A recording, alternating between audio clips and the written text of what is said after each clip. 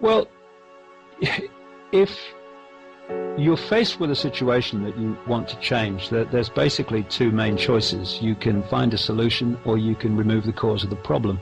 And removing the cause of the problem is much more advisable and much more effective, because, we can run around trying to find solutions when what we need to do is to remove the cause of the problem, and then we don't need a solution. And the cause of the problem is that we have been manipulated into a five-sense body-computer-mind level of perception. Now, what this creates is a false identity, so that we look in the mirror and we think the reflection is who we are, when that's the reflection is the vehicle that we're experiencing and allowing us to experience this reality as the body-computer conduit to this virtual reality universe. And if we come from that level, that false self-identity, we are going to think in terms of limitation. I can't, I have no power, little me, what can I do? And therefore we're going to look to others to protect us, to tell us what to think, and all the rest of it. Fundamental to everything is moving our point of observation from I am the reflection in the mirror to I am infinite consciousness having an experience. I am not my name. I'm not David Icke. David Icke's the name of my experience. It's not who I am. I am all consciousness. So are you. So is everyone listening to this program. So is everything in all existence.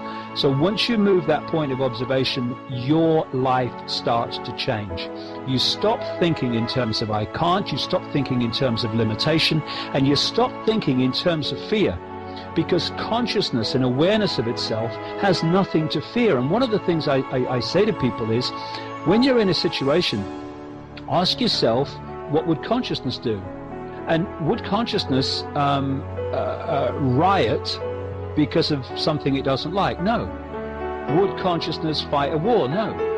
Would consciousness fear authority and therefore keep its head down and its mouth shut? No. Once you come from consciousness, that's your level of self. That fundamentally changes everything. And then we need to look at taking control of the body computer, with nothing wrong with it. It's a conduit to allow us to experience this reality. Without it, we wouldn't be doing that. What's happened, instead of the body-computer mind serving consciousness, it's become the governor of our perception. And for genetically manipulated and other manipulative reasons, that's exactly what it was, the position we were supposed to be in.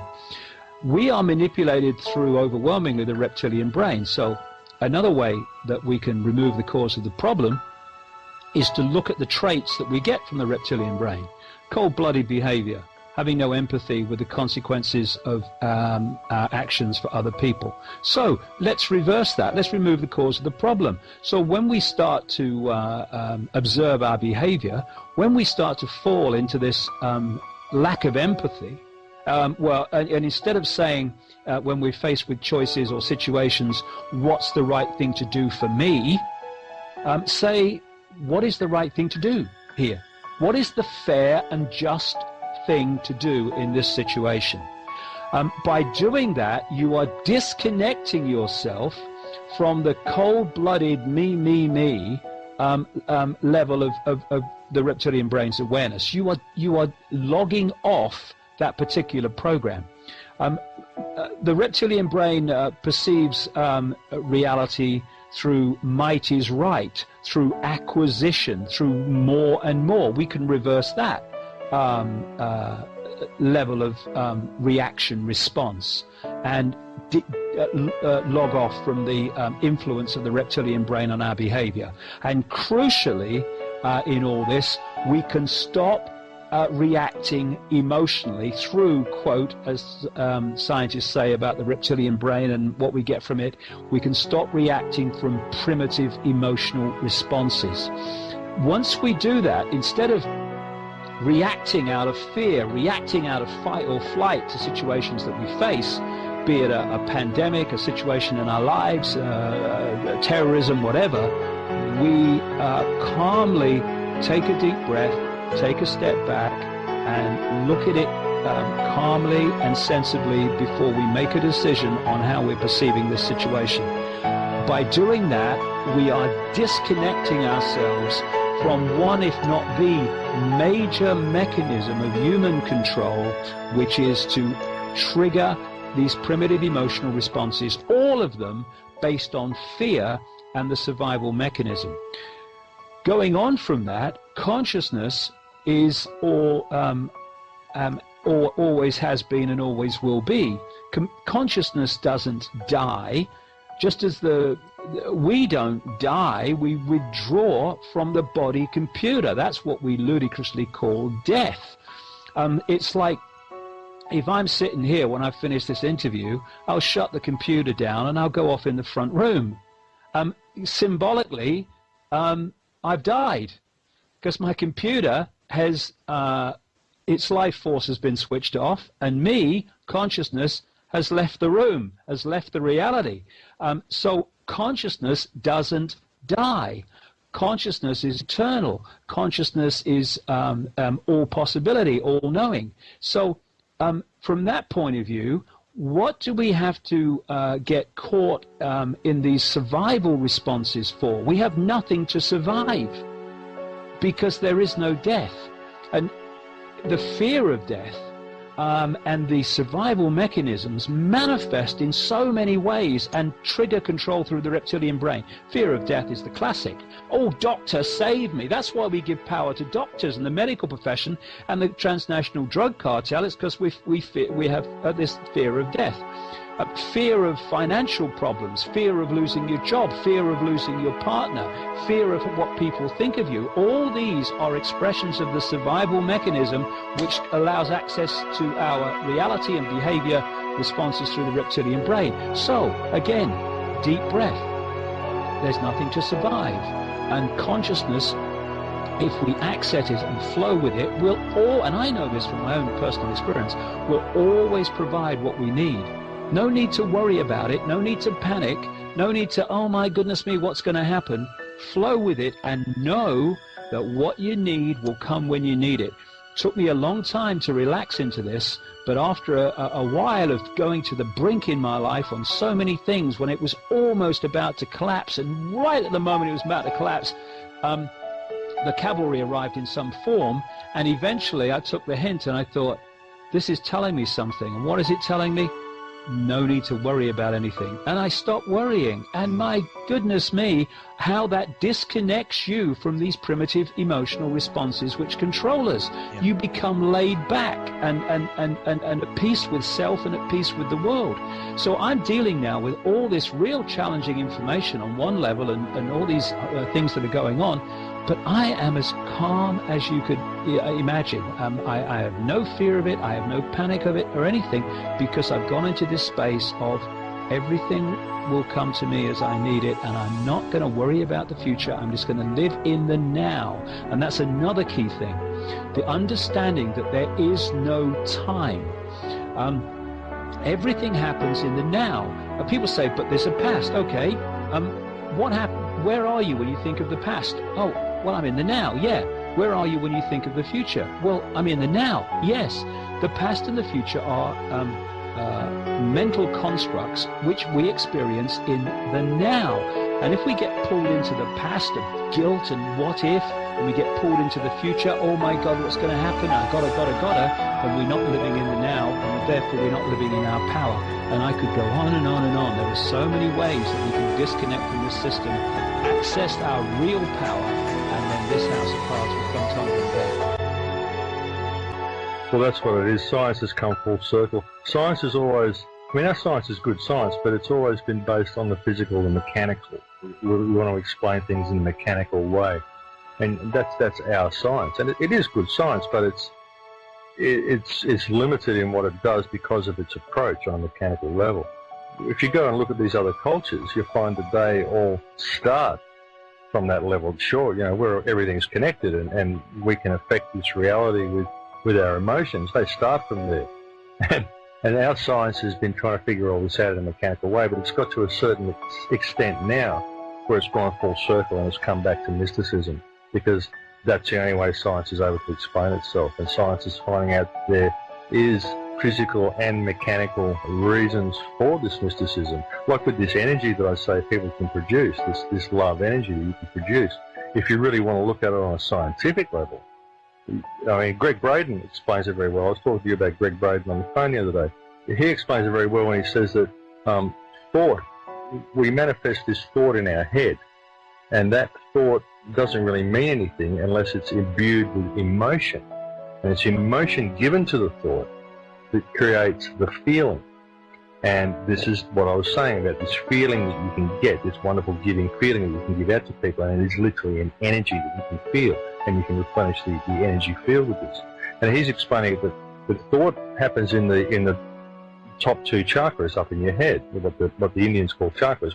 Some modern scientists of our scientists just call them energy points. But they do acknowledge that they exist. The Indians and the mystics call them chakras. So the thoughts manifest in the top two energy centers. The emotion manifests in the bottom two energy centers, or the bottom three. There's three at the top and three at the bottom. And then they meet in the center. And the center is the heart. That's the heart chakra, the heart energy center. And that's what manifests the feeling. And that leaves your heart as an electrical field. Your heart is literally an electromagnetic generator, and it generates this energy, and it replenishes the field, it replenishes yourself. You can feel it when you do something compassionate, when you do something really good for someone. You can feel this stuff in your body. You get that great feeling. And if you think about it, it's a physical, tangible, electrical field that you've just generated. It's been generated by your heart. That's what your heart does. And that's where the feeling comes from. That's where the emotion comes from. If you can realize that if you imbue a thought with emotion, it becomes this heart frequency that you give out. And that's how it works. That's how you generate this electrical field, this energy field that I keep talking about to give to other people. That's how you do it.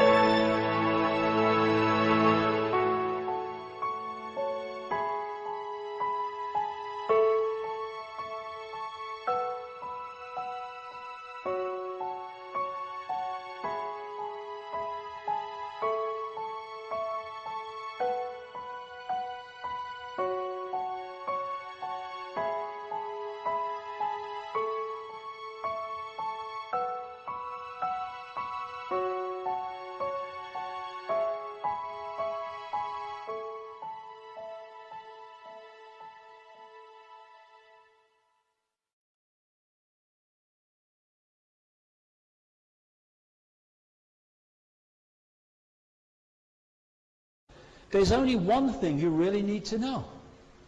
Infinite love is the only truth. Everything else is illusion.